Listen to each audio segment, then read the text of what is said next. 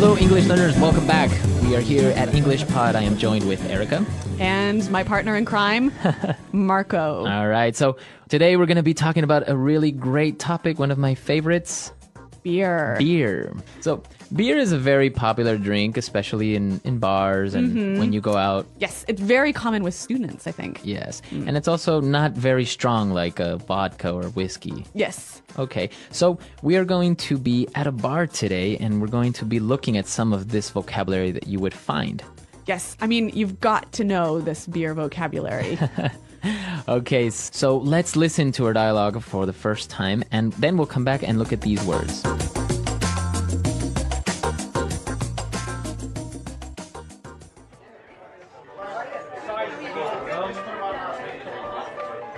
Hey man, what do you have on tap? Heineken and Budweiser. We have a 2-for-1 happy hour special. Cool. Give me a pint of Heineken and half a pint of Bud. Okay. Pint of Heineken, half pint of Bud for table 6. What about some appetizers? Sure. Let's have some nachos and mozzarella sticks. Okay, that'll be $80. What? What?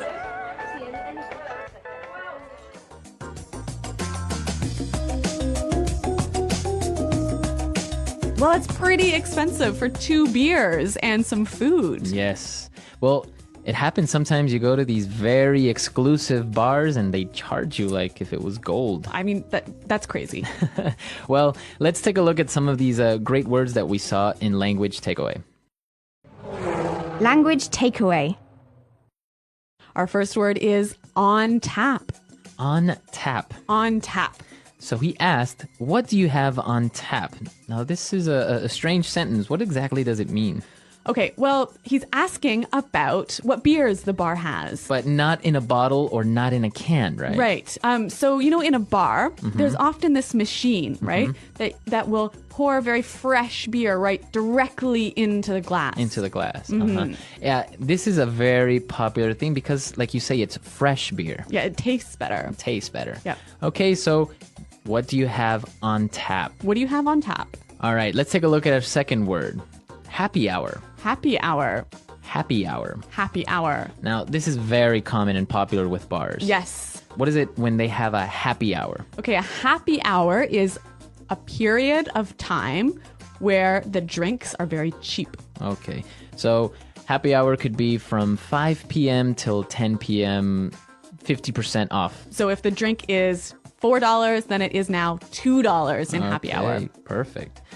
And this brings us to our third word, a special. A special. A special. A special.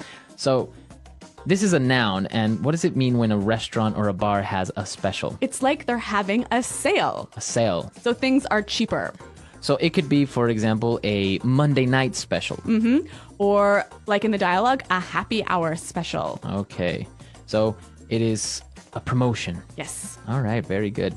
And now they ordered a pint of Heineken and half a pint of Budweiser. Pint. This is a very, very special beer word. So a pint is the size of your glass. Okay, so we understand how much a pint is. What would be the equivalent in liters? A pint is 0.4 liters. Okay, so almost half a liter Yeah. is 1 pint. Yes. Okay. It is very common when you go into a bar, you can order a pint of beer. Yes, exactly. In English, we don't say I'll have half a liter of beer. Right. So let's take a look at our next word on Language Takeaway. Appetizers. Appetizers. Appetizers. Appetizers. Okay, so what is an appetizer? Well, it is food you eat before your dinner or before your lunch. Okay, so it's usually maybe like a salad. Or a soup, or something small that you can eat right before your big meal. Okay, so some common appetizers at a bar, and we saw them in our dialogue. Nachos and mozzarella sticks. Nachos. Nachos. Nachos. Nachos. So nachos are little chips, right? Yeah, corn chips. And it has cheese and maybe some tomatoes and maybe some beans. Okay, so those are nachos. They're very common in the United States. Yes, yeah. And what about mozzarella sticks? Mozzarella sticks, a travesty on the world and humanity and everyone's arteries. Well, mozzarella is a cheese, right? Mm-hmm. Mozzarella cheese. And this cheese is, what is it? How is it prepared? You put it in some breadcrumbs and then you fry it in oil. You deep fry it. Uh-huh. And you don't like this? No, this is terrible. Why? They're so good. Oh my God. Because then you can dip it in a little sauce and it's delicious. Marco, there are so many reasons why this is wrong. All right, well, mozzarella sticks, a very popular bar food. All right, well, why don't we listen to the dialogue again, and we'll be able to hear these words in context at a slower speed.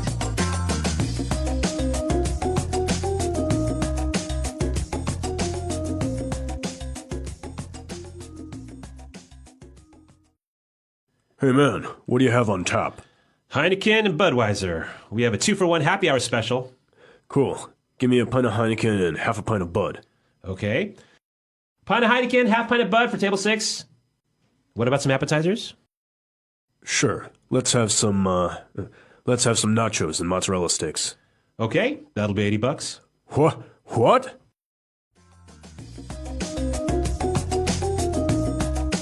Okay, so we saw some really good vocabulary words there, and now let's take a look at putting it together. Putting it together. Well, in this lesson, we are going to look at one phrase that sometimes causes problems. So let's listen to this phrase that we're talking about. What about some appetizers? What about some appetizers? Okay, so this phrase, what about? Yeah, I often hear people use it to ask a question. So a common mistake is asking, what about your weekend? What about your new job? Now, this is incorrect, right? You cannot use the phrase what about to ask a question about information. So it cannot ask for information. Okay, because in our dialogue, the bartender said, and what about some appetizers? Right, because he is making a suggestion. Right, so he's saying, well, why don't you have some food? Yes, the phrase what about can be used to make a suggestion.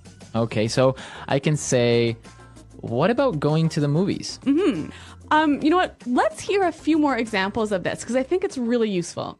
Example 1. What about these dirty clothes? You said you would wash them days ago. Example 2. What about going to the mall instead? I'm tired of going to the movies. Example 3. What about a pizza instead of noodles?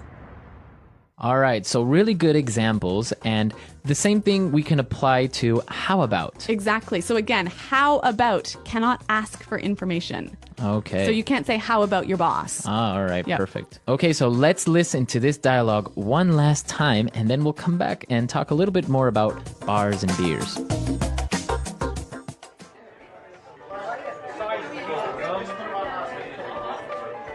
Hey man, what do you have on tap? Heineken and Budweiser. We have a 2-for-1 happy hour special. Cool. Give me a pint of Heineken and half a pint of Bud. Okay. Pint of Heineken, half pint of Bud for table 6. What about some appetizers? Sure. Let's have some nachos and mozzarella sticks. Okay, that'll be $80. What?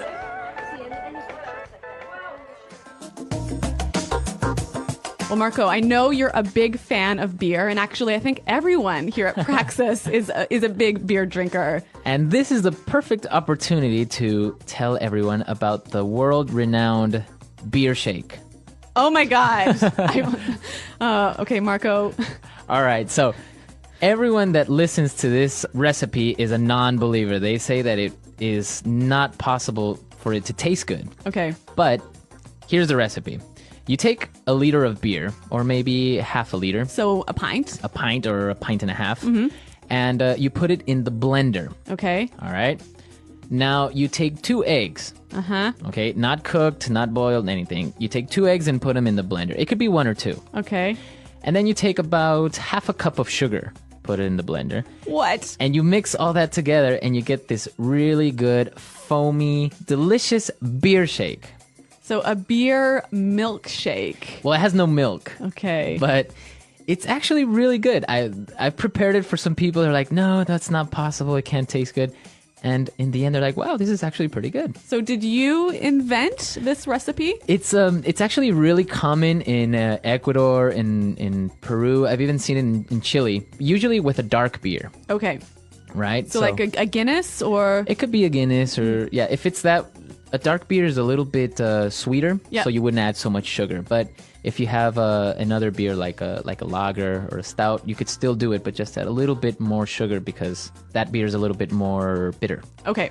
Well, I am not going to try this recipe, but maybe you guys are. You should try it out and let me know how it works. Yeah, you can tell us all about it on our website, EnglishPod.com.